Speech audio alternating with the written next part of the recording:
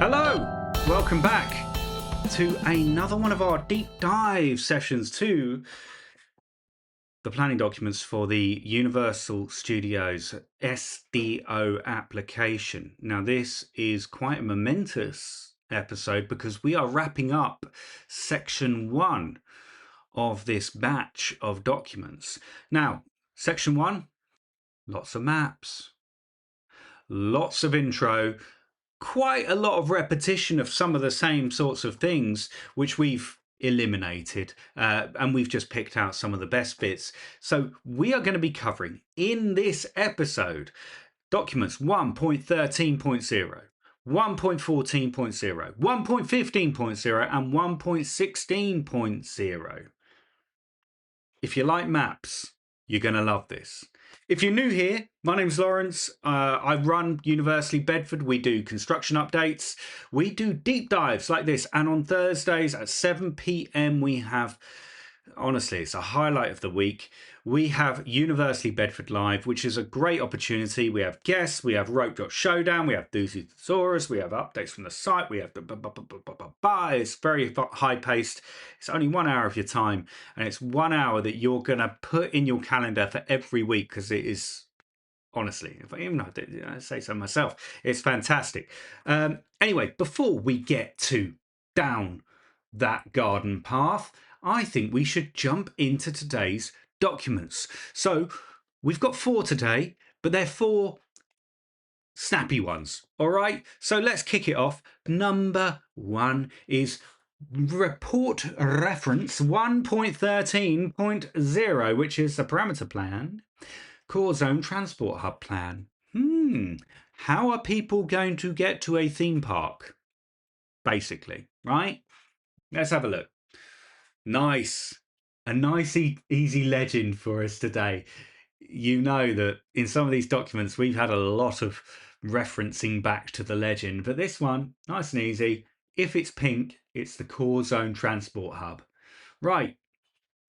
If you're new, this area here that is outlined in red is the boundary of Universal's plans. Not all of it is Universal land, but they are important for the land. This includes the A421, it includes the East-West Rail, it includes Northwest Rail there, it includes Manor Road, and it includes, more crucially than anything, this core zone here, which is the theme park, the hotel, City Walk, all of that good stuff, right? That's here. Now, how are people going to get here? They're going to get here 60% of the time by road. Cars, taxis, coaches, by road. 30% by public transport, East-West Rail, on the main line. Bus, maybe. Okay, 30%. And 10% are going to be arriving either by using their little legs, by walking, or using their little legs by cycling. Yeah? So that's a kind of a breakdown. Now, how are they going to get into the park? Well, they're going to arrive here at this pink zone right there. Now, that pink zone is on the border of Broadmead Road, and this is here the East-West Rail.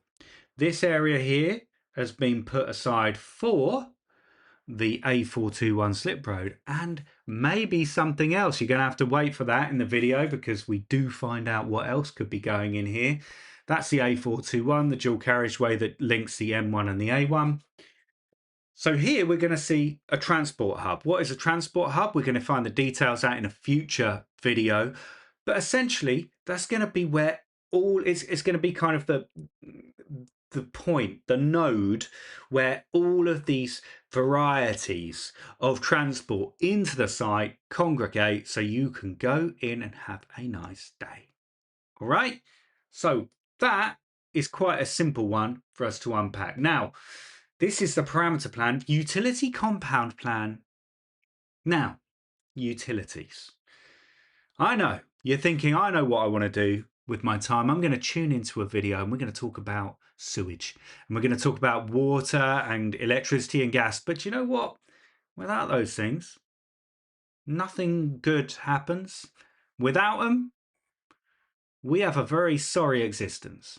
So we should be grateful for them. And Universal have got a plan in place. Now, obviously, that does include things like refuse, like rubbish, basically, and that sort of thing, but also potentially some utility generation, electrical generation. They're talking about solar panels and solar storage, that kind of thing. So that is going to be here. Now, this is currently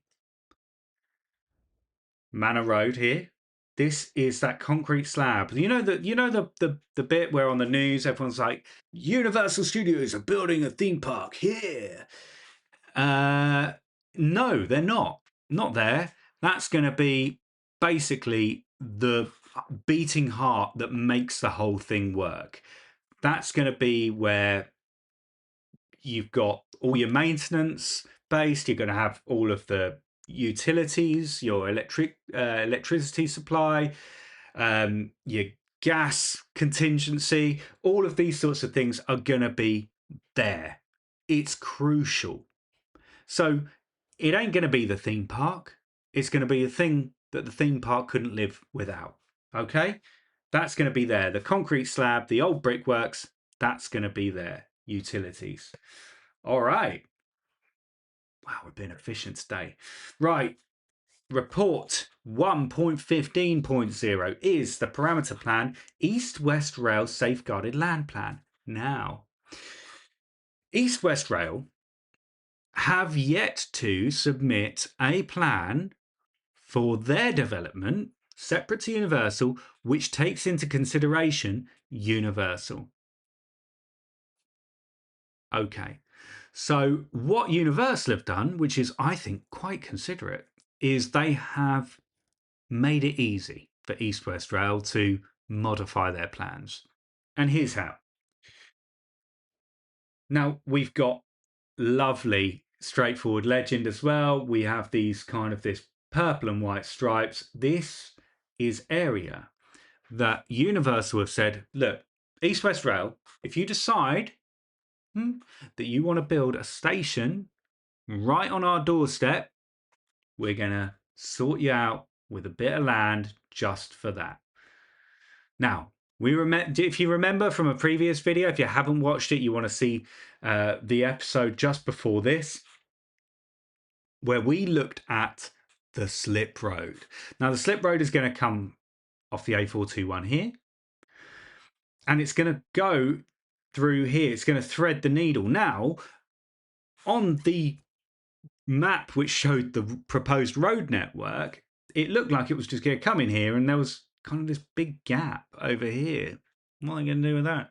Well, it turns out Universal have a plan, and that is going to be for a new station on East West Rail. Now, we don't know what East West Rail's plans are. We don't know if they plan to build this station.